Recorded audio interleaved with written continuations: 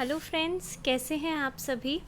आज हम आपके लिए लेकर आए हैं लेक्चर नंबर 6 ऑफ अकाउंटेंसी।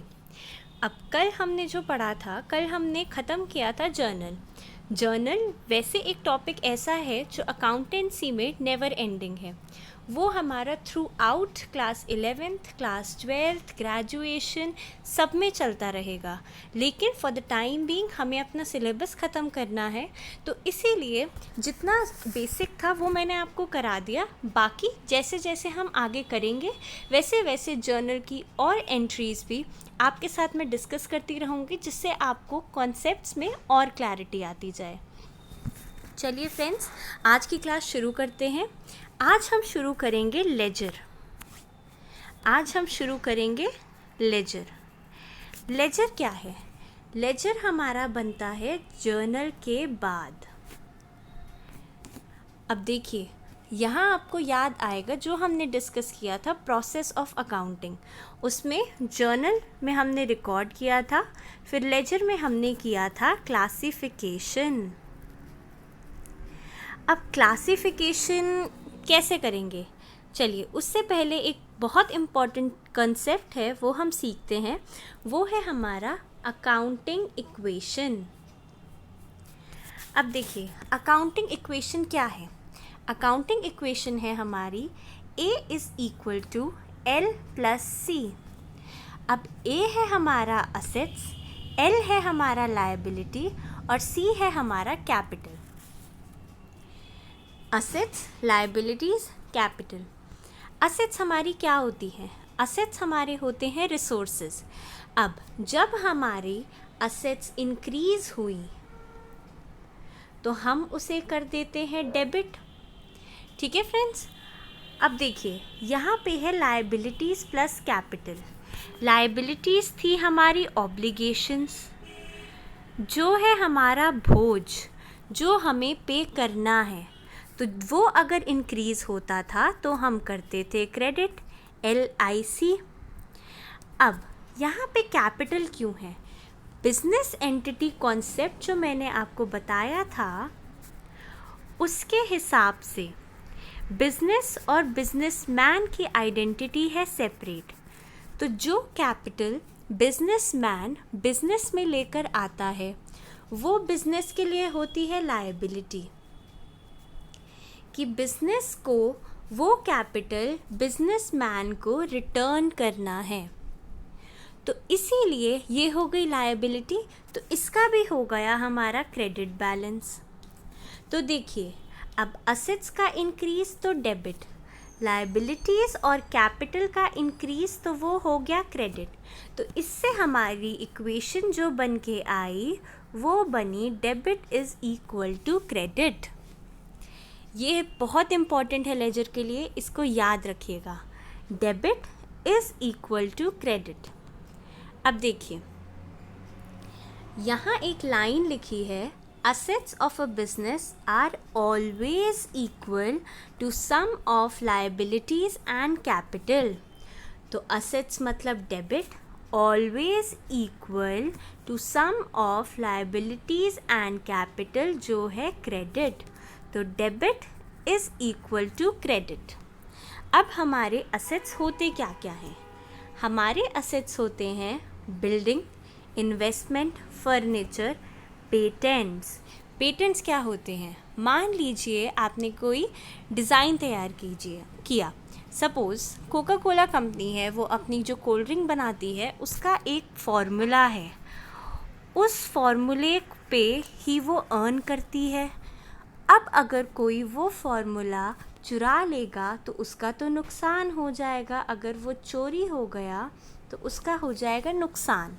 तो इसीलिए वो उस पे पेटेंट ले लेता है कि ये सिर्फ कोका कोला कंपनी ही बना सकती है। ये हो गया पेटेंट। ये हमारा हुआ असेट, क्योंकि ये हमें बिजनेस करने में हेल्प कर रहा है। फिर आता है हमारा प्रीपेड एक्सपेंस। प्रीपेड एक्सपेंस मतलब एडवांस, जो हमने एडवांस में पे कर दिया, वो होता है हमारा प्रीपेड एक्सपेंस।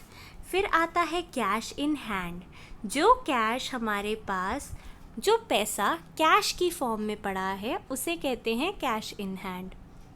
नेक्स्ट है कैश एट बैंक, जो पैसा बैंक अकाउंट में पड़ा है। अब ये बैंक अकाउंट मेरा नहीं है, ये है मेरी फर्म का, तो ये हो गया हमारा कैश एट बैंक। और भी काफ़ी सारी असेट्स होती हैं, ये मैंने आपको एग्जाम्पल दिया है और कुछ नई टर्म्स भी क्लियर करी हैं, ठीक है। अब नेक्स्ट आती है हमारी लायबिलिटी। लायबिलिटी क्या हुई? ऑब्लिगेशन, हमारे ऊपर बर्डन, हमारे ऊपर बोझ। अब वो आई हमारी लोन। लोन क्या है? अगर आपने बैंक से कोई लोन लिया तो आपकी ड्यूटी बनती है कि आपको उसे लौटाना है, तो वो हो गई लायबिलिटी। फिर हुआ आउटस्टैंडिंग एक्सपेंस, जो हमें पे करना है पर हमने नहीं किया, हमारे पास पैसा नहीं था या कुछ भी रीज़न हो सकता है, इसीलिए वो हमारे सर पे अभी भी बोझ है कि हमने उसे देना है। फिर आते हैं क्रेडिटर्स। क्रेडिटर्स कौन होते हैं? क्रेडिटर्स होते हैं जिन्होंने हमें सामान उधार पे दिया, तो उन्हें हमें पैसा उनका देना है, तो वो भी हो गई हमारी लायबिलिटी। ये तो हो गए असेट्स और लायबिलिटीज़। तो हमारी इक्वेशन है A is equal to L plus C, यानी debit is equal to credit. अब देखिए एक क्वेश्चन आता है, क्वेश्चन आता भी नहीं है पर देखिए समझना ज़रूरी है। अगर मिसिंग एंट्री का केस है और वहाँ पर हमारा डेबिट बड़ा है क्रेडिट से, तो जो डिफरेंस होगा उसे हम कर देंगे कैपिटल। ये मिसिंग जर्नल एंट्रीज़ का केस आता है। और अगर हमारा क्रेडिट बड़ा है डेबिट से, तो वो डिफरेंस हो जाता है हमारा गुडविल। अब गुडविल क्या है?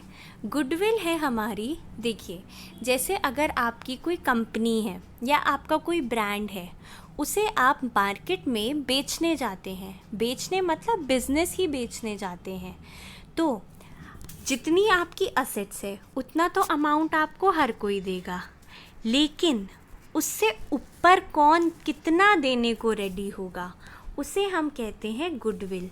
मतलब आपकी मार्केट में इमेज क्या है, आपके ब्रांड की इमेज क्या है मार्केट में, उसे कहते हैं गुडविल। ये कॉन्सेप्ट आगे भी आएगा तो थोड़ा और क्लैरिटी आ जाएगी। अभी के लिए समझिए, अगर डेबिट ज़्यादा है क्रेडिट से तो डिफरेंस जाएगा कैपिटल में, क्रेडिट ज़्यादा है डेबिट से तो डिफरेंस जाएगा हमारा गुडविल में। ठीक है फ्रेंड्स, तो यहाँ से हमारा जो हमने सीखा वो ये सीखा कि debit is always equal to credit. अब आता है लेजर। लेजर क्या होता है? लेजर होता है हमारा बही खाता। देखिए, जब आपके पास ट्रांजैक्शन होती है आपकी, तो आप उसे फटाफट से अपने जर्नल में रिकॉर्ड करते चले जाते हैं जैसे जैसे ट्रांजैक्शन हुई। लेकिन अब देखिए, कैश की बहुत सारी ट्रांजैक्शन होंगी। अब अगर आप अकाउंट्स अपने देखने बैठेंगे तो बार बार ढूंढेंगे थोड़ी कि कैश की कौन सी है, हाँ ये है, ये है, ये है, नहीं। इसीलिए हमें ज़रूरत पड़ती है ट्रांजैक्शंस को क्लासिफाई करने की। क्लासिफिकेशन हम करते हैं ट्रांजैक्शंस का, मतलब जो ट्रांजैक्शंस एक तरह की हैं उन्हें एक साथ कर देते हैं जिससे आगे हमें कोई दिक्कत ना हो। तो देखिए, इसकी जो डेफिनेशन बनी वो बनी, it is a book containing accounts in which classified and summarized information from the journal is posted as debits and credits। देखिए, इसका मतलब क्या बना? ये बना कि ये वो बुक्स है अकाउंट्स जिसमें होते हैं, जिसमें हमारी इंफॉर्मेशन क्लासिफाई और समराइज हो जाती है, फिर हम उसे पोस्ट करते हैं डेबिट में और क्रेडिट में। क्लासिफाई करके जर्नल से सेम तरह की ट्रांजैक्शन उठा के हम लाते हैं लेजर में, बही खाते में। ठीक है फ्रेंड्स, और इम्पॉर्टेंट है, इसे हम कहते हैं second book of entry. First book कौन सी हुई या ओरिजिनल बुक कह लीजिए, वो होता है हमारा जर्नल। सेकंड बुक होता है हमारा लेजर। देखिए, अब एक हमने बनाया है क्वेश्चन आपके लिए। इस क्वेश्चन की हम आज करेंगे जर्नल एंट्रीज और करेंगे लेजर का फॉर्मेट। लेजर हम कैसे बनाते हैं वो हम करेंगे कल डिस्कस, ठीक है।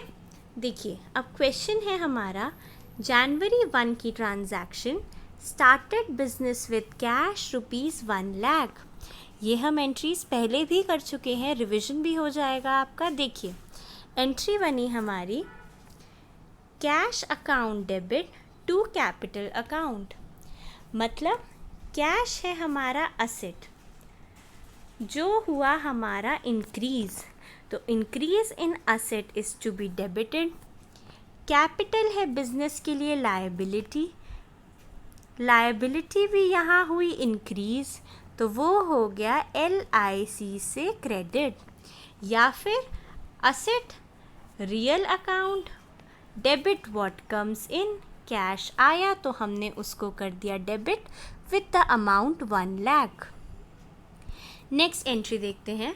नेक्स्ट एंट्री है हमारी जनवरी 5 पेड रेंट, हमने दिया किराया, किराया है हमारा खर्चा, तो ये एंट्री बनी हमारी रेंट अकाउंट डेबिट।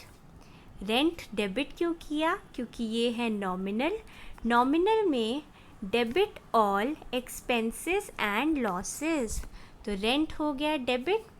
फिर आया कैश, कैश है हमारा असेट, असेट हमारा हुआ कम, तो उसको हमने कर दिया क्रेडिट। या फिर कर लीजिए रियल अकाउंट है, क्रेडिट व्हाट गोज़ आउट, तो हमारा कैश हो गया credit with the amount ₹5000 being rent paid. अब नेक्स्ट एंट्री देखते हैं। नेक्स्ट एंट्री है जनवरी 7 गुड्स परचेज फ्रॉम मोहन ₹20,000। अब यहाँ है मोहन, कैश तो कहीं मेंशन नहीं है, मतलब हम सामान लाए हैं उधार पे, तो ये हो गई उधारी की ट्रांजैक्शन। देखिए, अब एंट्री देखते हैं इसकी। January 7 purchases account debit to Mohan's account, purchases है हमारा एक्सपेंस, वो है नॉमिनल अकाउंट, तो वो हो गया डेबिट। फिर मोहन, मोहन ने हमें दिया सामान उधार पे, मतलब हमारी ऑब्लिगेशन है कि हमने उसको देना है, तो ये हो गई लायबिलिटी जो कि हो गई इंक्रीज, तो वो हो गया LIC से क्रेडिट। ठीक है फ्रेंड्स, ये हो गई हमारी थर्ड एंट्री। अब लास्ट एंट्री है January 18 paid to Mohan ₹19,000 in full settlement. Full settlement मतलब हमने उसका अकाउंट क्लोज कर दिया, हमने देने थे उसे 20,000, लेकिन हमने 1,000 रुपये कम दिए, हमने ले लिया उससे डिस्काउंट। तो एंट्री क्या बनी उसकी, एंट्री बनी मोहन, मोहन था हमारा क्रेडिटर जो कि थी लायबिलिटी। अब हमारी यहाँ लायबिलिटी हो रही है कम, क्योंकि अब हमें उसे पैसे आगे नहीं देने, तो वो हो गया डेबिट। अब हमने उसे दिया क्या, हमने उसे दिया 19,000 रुपये, तो कैश दिया। कैश क्रेडिट क्यों हुआ, क्योंकि वो है asset, decrease in asset is debited, या फिर real account credit what goes out. और 1,000 रुपये का हमने उससे लिया डिस्काउंट, तो डिस्काउंट रिसीव्ड मतलब ये हो गई हमारी इनकम, हमें 1,000 रुपये उसे कम देने पड़े, तो credit all incomes and gains जो कि है नॉमिनल अकाउंट। तो ये हो गई हमारी जर्नल एंट्रीज जो क्वेश्चन किया था। अब हमें ये देखना है कि कैश और कैश हमारा कितनी बार है और हमें उसे एक साथ एक अकाउंट में लेके जाना है, जो है हमारा कैश अकाउंट। हमें क्लासिफाई करना है, सारी एक जैसी ट्रांजैक्शंस एक अकाउंट में लेकर जानी है। तो ऐसे ही अब हम अकाउंट्स देखते हैं कि हमारे अकाउंट्स कौन कौन से बने। देखिए, पहला बना हमारा कैश अकाउंट, दूसरा है कैपिटल, तीसरा हो गया रेंट, कैश पहले आ चुका है। फोर्थ हो गया हमारा परचेजेस, फिफ्थ हो गया मोहन्स अकाउंट, मोहन्स हो गया, कैश हो गया, और सिक्स्थ हो गया हमारा डिस्काउंट रिसीव्ड अकाउंट। तो हमारे ये 6 लेजर अकाउंट्स बनेंगे। अब लेजर हमारे कौन कौन से बनेंगे? हमारे बनेंगे cash, capital, rent, purchases, Mohan, discount received. ये हमारे बनेंगे 6 टाइप्स ऑफ लेजर, जिसमें हम डालेंगे सारी सिमिलर ट्रांजैक्शंस। ठीक है फ्रेंड्स, तो ये तो हो गए हमारे 6 लेजर। अब हम देखते हैं इसका फॉर्मेट, पोस्टिंग कैसे करनी है ये हम कल डिस्कस करेंगे। लेजर का होता है ये हमारा फॉर्मेट, ये होती है डेबिट साइड, ये होती है क्रेडिट साइड। हमारे जो नाम आते हैं कॉलम्स में, यहाँ आता है हमारा डेट, यहाँ आता है पर्टिकुलर्स। ये मैंने जानबूझ के खाली छोड़ा है जिससे आपको बता सकें। फिर आता है हमारा जर्नल फोलियो, JF, मतलब जैसे जर्नल में था लेजर फोलियो, जहाँ आएगा लेजर का नंबर, यहाँ आएगा जर्नल का नंबर। फिर यहाँ आता है हमारा अमाउंट, ये हो गई डेबिट साइड। अब सेम कॉलम्स हमारे रहेंगे क्रेडिट साइड पे भी, और यहाँ देखिए debit is equal to credit, जो कॉन्सेप्ट हमने अभी ऊपर डिस्कस किया। अब ये सब कैसे आया ये हम डिस्कस करेंगे कल। आप प्रैक्टिस करते रहिए जर्नल की, लेजर का फॉर्मेट अच्छे से करके आइए। कल बहुत मज़ा आएगा जब हम लेजर में पोस्टिंग करेंगे। होप आपको हमारा लेक्चर अच्छा लगे। खूब सारा प्यार दीजिए, लाइक कीजिए, सब्सक्राइब कीजिए, अपने और फ्रेंड्स के साथ शेयर कीजिए। तब तक के लिए bye bye friends, happy learning.